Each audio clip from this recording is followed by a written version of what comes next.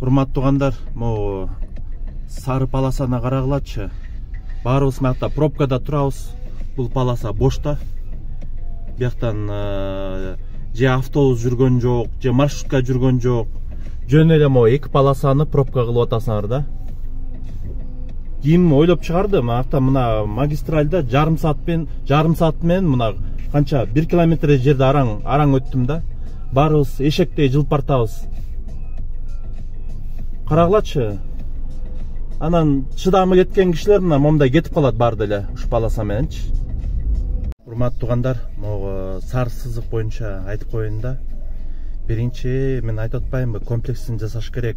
Центрде парковканын баарын почасовой платный жасап, элдер машина айдагысы келбей калганда, автобустардын баары келгенде, эл баягы жарым сааттан остановкадан автобус күтпөй 5-10 мүнөт интервал менен жүрүп калганда, анан кийин сары сызыкты жасай бергиле. Азыр наоборот кылып атасыңар да. Комплексный подход жасабайсыңарбы?